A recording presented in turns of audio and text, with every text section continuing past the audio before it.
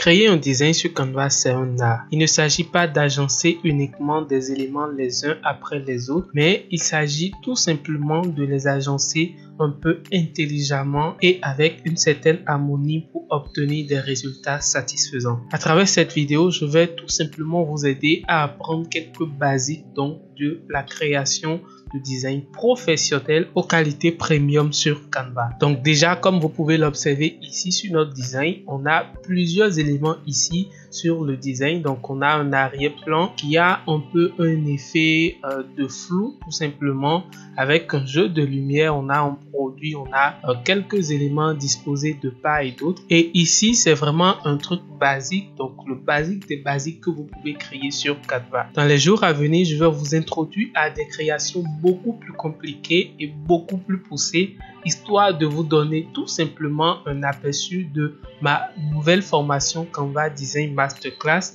qui vous permet tout simplement d'apprendre à créer de très beaux graphiques originaux et de qualité premium sur Canva, même en étant en gratuit. D'ailleurs, j'ai déjà fait une vidéo sur comment créer un design premium sur Canva sans utiliser les éléments pro de Canva que vous pouvez voir dans le lien de suggestion qui s'affiche en haut là. Mais ici, nous allons essayer de nous concentrer sur les basiques, histoire que vous apprenez avec moi dans le processus. Donc, on va essayer tout simplement de recréer cet élément étape par étape, recréer chaque élément, l'arrière-plan, les polices, les éléments visuels, le test, le produit et tout ça. Et ensemble, on va les disposer étape par étape pour que vous puissiez apprendre dans le processus. Donc, si vous êtes prêts, on y go tout de suite. Alors, comme vous pouvez déjà constater, ce design est un design au format carré, tout simplement. Donc, un format 1080 par 1080, tout simplement. Et pour créer ou pour venir donc dans une interface de création comme celle-ci, vous devez déjà partir donc de l'accueil de Canva. Donc une fois que vous êtes ici au niveau de l'accueil de Canva, allez sur le bouton créer un design ici, tout simplement cliquez sur dimension personnalisée 1080 par 1080 tout simplement et vous allez pouvoir donc atterrir dans l'interface de création. Une fois que vous êtes ici, Tips Pro, commencez déjà par renommer votre projet tout simplement pour ne plus le manquer dans l'interface de design de Canva. Alors maintenant, commençons par créer notre design. Donc quand je reviens ici sur le design, vous pouvez constater que le premier élément dont on a vraiment besoin ici, et d'ailleurs pour tout type de design, c'est donc l'arrière-plan. Et pour ça, je vais revenir ici tout simplement sur ma page de design. Aller donc dans éléments ici. Et ici, je vais rechercher donc orange background. Une fois que vous recherchez orange background, vous pouvez avoir plusieurs types de propositions. Allez tout simplement au niveau donc des photos et essayez donc de choisir l'un des arrière-plans qui vous parle beaucoup plus. Moi, je vais choisir celui-ci. Donc, une fois que je l'ai, je viens ici, je fais clic droit, définir comme arrière-plan donc de ma page de design. Et là, je suis OK avec l'arrière-plan. Ensuite, je vais toujours revenir ici et rechercher un autre élément important donc pour notre arrière-plan et ce sera donc du yellow light. Yellow light qui veut dire lumière jaune tout simplement en anglais. Et voici, nous avons des propositions. Donc, je fais afficher tout ici au niveau des illustrations et je peux choisir donc cet élément-ci tout simplement, l'agrandir un tout petit peu et le placer un peu, voilà, un peu au milieu ici de ma page de design. Maintenant, avant de continuer, il faut déjà ajouter donc le produit de notre design ici.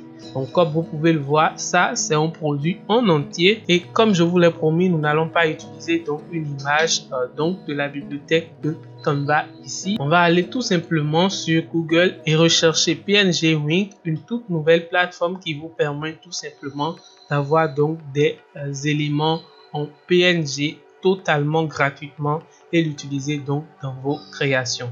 Donc ici, on va commencer par rechercher pizza tout simplement. Valider donc notre recherche et là on aura pas mal de résultats qui nous seront proposés. Dans ces résultats, déjà au premier niveau ici, on va tout simplement retrouver donc notre image de produit là et je peux donc déjà cliquer là-dessus, venir ici, cliquer donc sur download et télécharger mon image de produit. Maintenant, je peux revenir sur ma page de design ici, faire comme ceci, glisser, déposer en fait donc mon image de produit pour l'importer. Et une fois que l'importation est complète, je peux cliquer là-dessus tout simplement, l'agrandir un tout petit peu et le positionner au centre donc de ma page ici, un peu en dessous donc de notre lumière là. Donc comme vous pouvez déjà le constater ici, la lumière va faire donc un jeu de détachement entre le produit et l'arrière-plan, tout simplement pour donner donc un effet visuel assez intéressant. Donc je reviens ici, je vais déjà cliquer sur la lumière, l'agrandir un tout petit peu plus et venir ici repositionner un tout petit peu l'image donc de mon produit.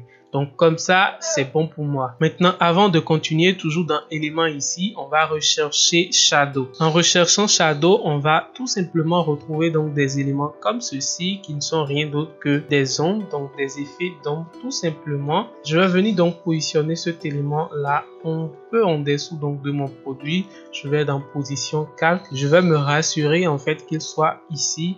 Donc juste en dessous de mon produit là. Et là, je pense que ça commence par donner vraiment ce que je veux. On va maintenant passer donc au test. Donc les principaux tests de notre design ici. Donc on a pizza et spécial menu tout simplement. Je reviens ici, cliquez donc sur T, raccourci clavier tout simplement pour ajouter donc du test. Et je vais mettre donc mes deux tests. Une fois que j'ai les deux tests en place, je vais cliquer donc sur le premier, aller ici au niveau donc de la police et ajouter un type voilà, précis de police. Alors dans votre cas, vous pouvez choisir n'importe quel type de police pourvu que ça vous aide à avoir donc le rendu que vous souhaitez. Mais ici précisément, moi je vais utiliser donc du brick wall comme ceci tout simplement, et dans un second temps je vais utiliser ici donc du monsieur Tafo. Donc voilà les deux polices que moi j'ai utilisées.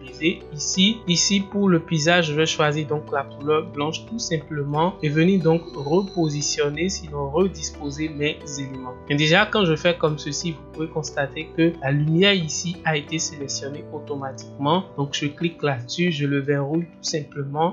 Je peux maintenant commencer par mieux disposer mes éléments sur la page ici. Donc, après ces deux tests, je vais toujours rester donc dans la bibliothèque des éléments ici et rechercher Splash. Comme vous pouvez le voir, voici les éléments qui sont appelés donc des Splash sur Canva. Donc je peux cliquer juste sur un de ces éléments, cliquer sur couleur ici. Moi je veux juste donc du noir. Je fais comme ça tout simplement pour le réduire, le placer ici et placer donc le second à ce niveau. Une fois que j'ai réussi ces paramètres, je vais passer donc au test donc du bas. Et les tests qu'on a ici, c'est commander ici et livraison là tout simplement. Donc pour faire le premier test, je vais cliquer sur R pour ajouter donc un rectangle tout simplement. Ensuite, je vais aller ici au niveau donc de style de bordure, faire arrondi tout simplement comme ceci. Ensuite, à l'intérieur ici, je vais choisir donc la couleur noire. Pour la police, je garde juste du open sans et à l'intérieur, je vais mettre commander ici. Ensuite, je les sélectionne tous, je fais du gras et je reviens donc le positionner un peu en bas ici. Mais avant ça, j'ai besoin tout simplement donc d'agir un tout petit peu sur la transparence donc de l'élément, donc de la forme que j'ai juste en arrière-plan. Donc je vais le ramener peut-être sur 80 tout simplement comme ceci. Ensuite, je vais cliquer sur C pour ajouter donc un cercle, cette fois-ci toujours couleur noire, transparence 80, et maintenant venir donc le positionner lui ici de ce côté pour pouvoir donc gérer le bouton téléphone. Pendant ce temps, je peux revenir ici dans éléments, rechercher téléphone, bien sûr, pour trouver donc une icône tout simplement dans Canva, comme cette icône là. Tout simplement, je fais comme ceci pour le réduire. Pour la couleur, je vais mettre donc de la couleur blanche et je reviens ici. Je peux zoomer cette partie là pour mieux voir ce que je suis en train donc de faire. Donc je fais ça tout simplement pour le réduire et je viens donc le placer un peu au milieu là. Tout ce qui reste donc à faire, c'est donc d'ajouter le test à côté. Donc je clique sur T et là juste en haut je vais mettre livraison tout simplement et en bas je vais mettre donc le numéro concerné. Ne vous inquiétez pas, on va mettre tout ça sur l'alignement droit. Ensuite faire comme ceci pour changer donc la couleur de ce test et voici nous avons donc ce paramètre de test qui est vraiment prêt à l'emploi. Maintenant, si vous observez bien, vous allez constater qu'il y a un peu d'espace entre les deux éléments. Donc, vous allez dans espacement et vous réduisez un peu l'espacement entre les deux éléments tout simplement. Et là, je pense qu'on a quelque chose d'assez intéressant. Maintenant que tous les tests sont bons, on va commencer donc par placer les quelques autres éléments restants qui pour moi ne sont juste que des éléments de garniture qui permettent donc de ressortir un peu la beauté donc de la création.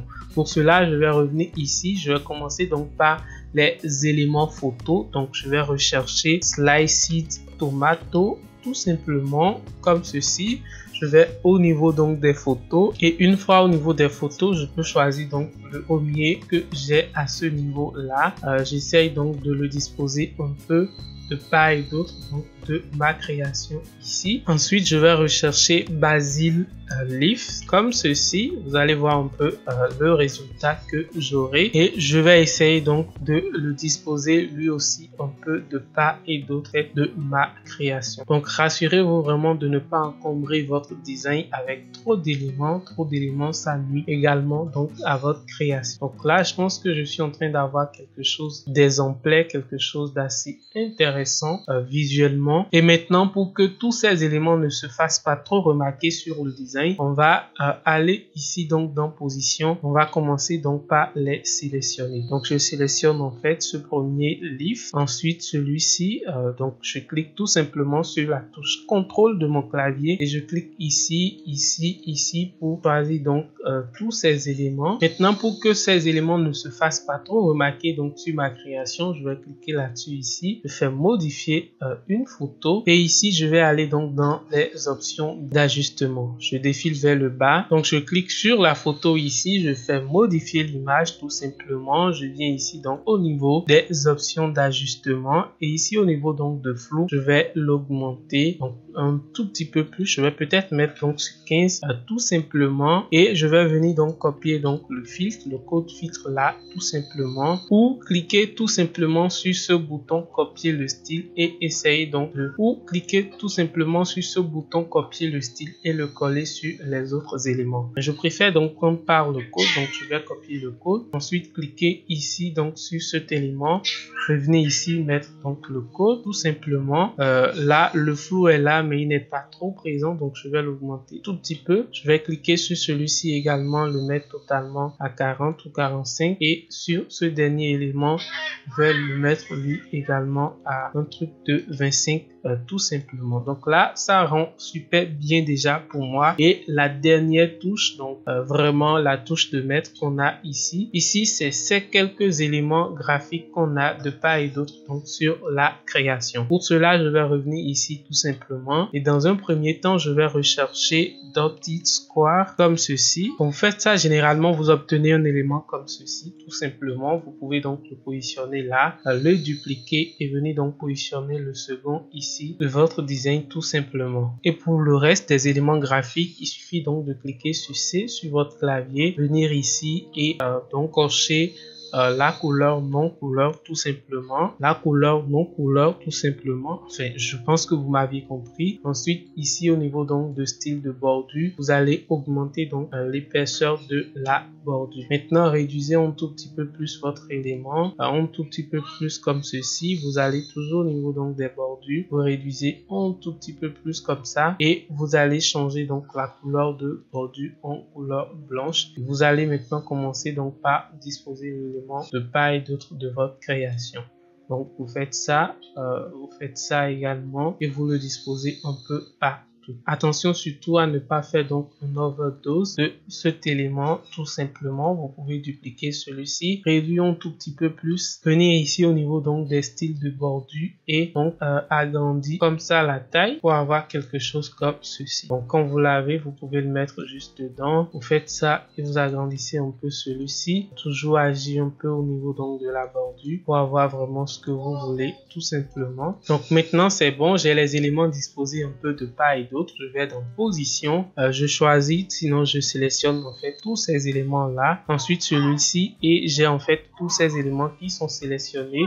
Je vais venir ici donc au niveau de transparence et réduire totalement leur transparence, donc jusqu'à 50 même. Je pense que ça peut le faire tout simplement. Et là vous avez votre création qui est vraiment prête à l'emploi. Dernière petite chose, cliquez donc sur l'arrière-plan, allez dans modifier l'image et ajouter un tout petit peu plus donc de flou ici également pour faire ressortir vraiment la beauté donc de la création. Et maintenant, comme vous pouvez le constater, tout simplement, nous avons notre création qui est prête à l'emploi avec les différents effets et parfaitement en harmonie. Si vous voulez apprendre à créer des designs professionnels et originaux en utilisant uniquement Canva, créer des designs époustouflants et dont vous êtes vous-même fier, j'ai créé une formation complète de A à Z qui va vous aider donc à le faire. La formation, ça s'appelle Canva Design Masterclass. C'est un cours de près de 12 heures de cours avec une cinquantaine de vidéos, tutoriels, de projets et vraiment de ressources et de création graphique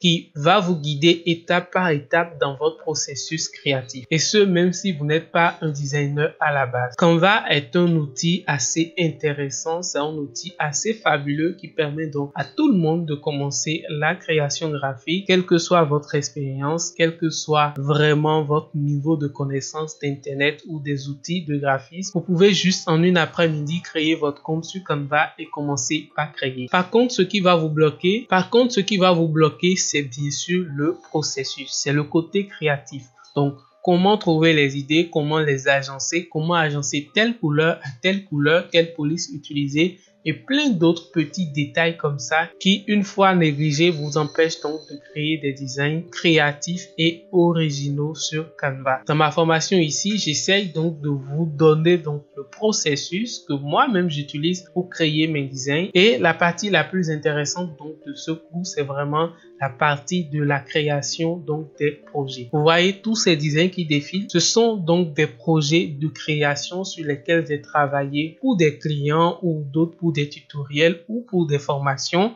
que j'ai regroupé ici avec leurs tutoriels étape par étape pour vous aider donc à savoir exactement quoi taper dans Canva, quoi ajouter, quelle couleur utiliser et quelques techniques de pro qui vont vous permettre vraiment de vous démarquer donc des designers déjà présents sur le marché et proposer des offres beaucoup plus qualitatives. Mais ma formation ne s'arrête pas là.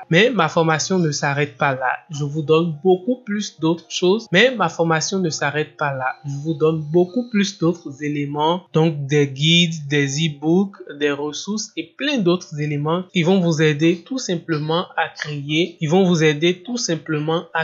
des designs époustouflants ici sur Canva et ce en quelques clics. Je ne vais pas passer donc mon temps à vous faire la promo de cette formation, mais je pense que si vous vous intéressez donc à la création graphique originale sur Canva, c'est quelque chose que vous devez checker. J'ai mis donc le lien dans la description tout simplement pour vous permettre donc d'accéder à la formation à un prix promotionnel que vous découvrirez. Et surtout, n'hésitez pas à me laisser un gros pouce bleu pour le travail de qualité que je fais ici sur cette chaîne. Abonnez-vous et moi, je vous donne rendez-vous dans une prochaine vidéo pour créer quelque chose d'incroyable encore sur Canva. And so, that is it. D'ici là, portez-vous bien. C'était Richemont. Salut.